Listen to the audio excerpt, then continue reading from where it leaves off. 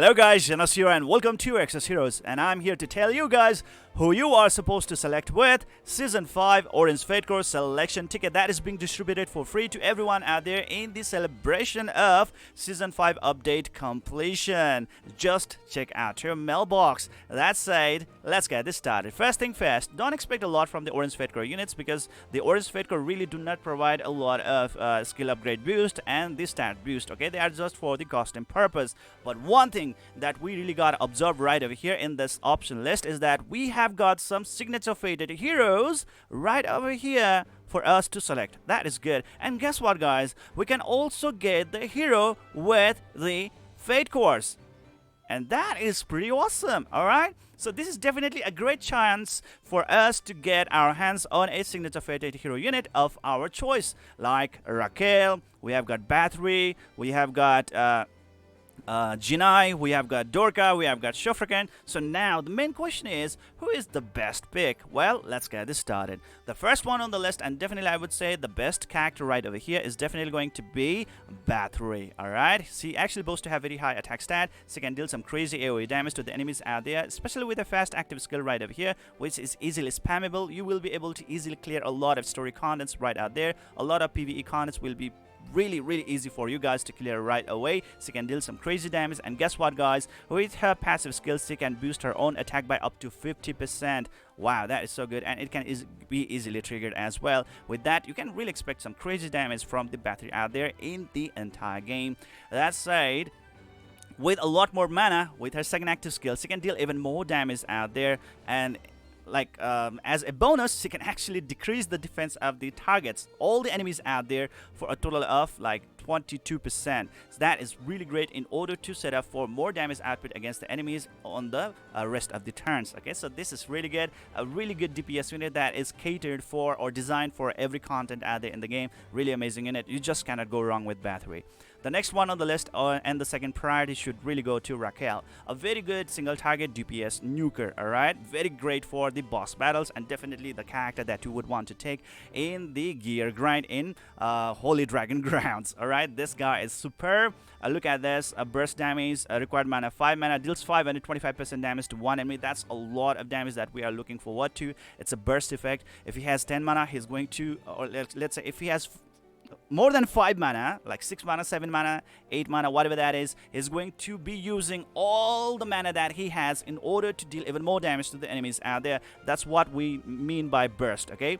90% chance of mana burn. That can be a really great help in the Zennosh battles. And guess what? Passively, he can increase his own critical damage by up to 30%, which is really good, alright? So if you can just provide him some really good critical hit rate, he can give you guys a lot of amazing damage output against your enemies. So this guy, really amazing guy right over here, and a signature fated hero unit on top of that one, providing that 10% of stat boost to the heroes of Lenham Nation. Alright, so yeah, there we go. That said, the third one on the list, the third priority should definitely gonna go to our waifu, and that's gonna be Jinai. Alright, she is definitely one of the best characters that you can get your hands on right now in the game, especially when you are considering the PvP content. Look at this right over here. Guess what, guys? She can come up with a really good AoE damage, and on top of that one, she can silence all the enemies for a total of 5 turns. If you can silence them, they will not be able to use their active skills. They are just forced to use their basic attack, and that actually really makes them very ineffective out there and much of a less threat. Okay, so that said, Jinai is definitely meant for PvP Zennosh battles out there. Alright, and she can even poison the enemies, and with that 1 mana requirement, which actually can deal some crazy damage to the enemies out there, like all the enemies. She's also meant for the PvE contents, for the quick clearance of the story contents out there. And guess what, guys? Her buff effect from the passive skill actually makes her a unit that is totally designed for the arena contents. Grants immunity to self for 10 turns at the start of battle. Immunity will just not allow the Jinai to be controlled by your opponents out there with the debuff skills or whatever that is. Okay, so she can actually be able to unleash her skills right out there without any problem at all. Okay, she has that freedom out there thanks to the immunity on her. So that is the thing out there, guys. So really an amazing unit that you would really want to have in your team. And definitely with Jinai, she is going to be boosting the stats of the heroes from Astoris Republic Nation, the nation that is totally catered right now for the Javanistania PvP battle. So she's totally meant for the endgame contents. Alright, so that's it. Jinai, the waifu, she is definitely one of the best pick out here. And that said, those are the top 3 heroes. First being Battery, second being Raquel, and the third being Jinai. Now, it's really up to you who is your best choice. Well, we have got like other signature faded hero units like as well. This one Dorka right over here. Well, she has totally fallen from the grace. She was really OP before, and we were really waiting for the gold FateCore of Dorka, but now it doesn't seem any good anymore. She is an speedster, okay? She has really high attack speed stats, like 116 points, making her a very fast unit. And on top of that, once you can boost her attack speed by up to a total of 10 points, making it like 126 points, making her easy to get the first turn right away when you are starting a Javanistania battle or a PvP fight, okay? So yeah, there we go. But the problem is the mana system. Right now, it's really hard to gain mana, alright? And to be able to use her, like this second active skill right off the bat, it's not really that possible right now, alright? But the devs are saying that they will be working on it real soon so that it will be much easier for us to gain the mana. If that's going to be the case, then well, she could actually be a really great help. Exos heroes really did try to copy Epic 7, but one thing that they really did forget to mention, or let's say to introduce in this game, is the cooldown system, alright? Instead of the mana system, it should have been cooldown system that would actually have allowed us to use the skills of our characters right away without worrying first of all, like just right away as soon as the battle started, right? That could have been the really good case scenario right over here, so that we could actually use a second active skill right away, which is a really good single target nuke. And that could have been really great for the Javanistania battle, but well, for now, all we need to do is just wait, okay? Let's see what devs are actually gonna go with do with this, alright? So yeah, that is it, guys. Next is gonna be super freaking right over here. Pretty much a selfish unit that provides heal over time to self, immunity to self, and it actually requires mana. He really needs to use his turn, burn his turn in order to get this stuff right over here. Not really that bright, okay? Looking into his second active skill, it's very mana cost required, and like, guess what, guys? He can actually provoke. Yes, that's pretty good right now for 5 turns. That's pretty awesome, but it's coming up with a heavy mana cost right over there. And on top of that one, he can actually bind the opponents. That actually is pretty good, okay? If he can actually attack the enemy that has like debuff, alright, then well, at that time he can bind them, and with the bind effect, the target will not be able to recover the mana for the indicated number of turns, like for 8 turns right over here. So yeah, that is, guys, and there are so many amazing units in the Northern Frosty team, and he actually boosts their stats by 10% as well. So a very decent, like a defense unit, alright, defensive unit, and that's all there is to it. Not much to really expect out here.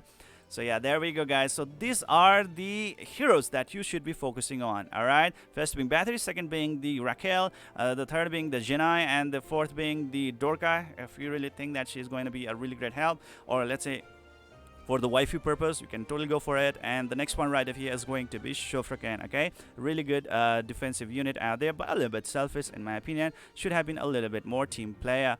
Anyways, that's it. Now it's time to select for my my character, and I would definitely want to go with my Battery for this time, alright? Or should I actually go with Jinai? It's pretty hard to actually go on with that. Okay, I'm gonna select the Battery, okay? So here we go. Look at this. Oh shit. Yeah, there are lots of errors, bugs, and stuff like that. Let me show you guys that we have actually managed to receive the Battery as well. Manage heroes.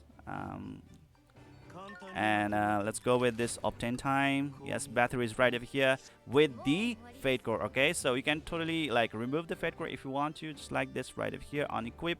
And guess what, guys? We have got our original Battery right over here. And you can use these signature fated hero units in the signature force right over here, especially if you are a beginner. This is the time to show you guys how to use a signature fated hero unit for the sake of signature force. So you can go right over here, guys, and you can use them right over here in order to further strengthen the signature force. Signature force is like a will force in this game that really enhance or boost the stats of the heroes of the same nation.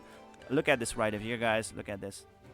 maximum right over here, guys. Attack plus 450 points, defense plus 900 points, HP plus 5,325 points, and at max your allies can actually get a total of 64 attack speed boost, which is humongous. You are really supposed to need it, especially in the Zennosh PvP battles. Speed is definitely going to be a meta stat, alright? And having a lot more attack speed stat, it's definitely a must have.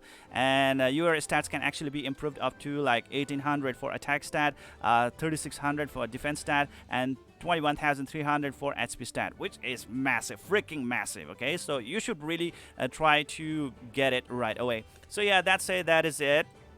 Let me know in the comment section below if you guys have any other recommendations, insights, and criticisms. I would really love to have a good discussion with you guys. That's it. This is it for today. See you guys in the next video. Have fun with your Orange FateCore selection ticket.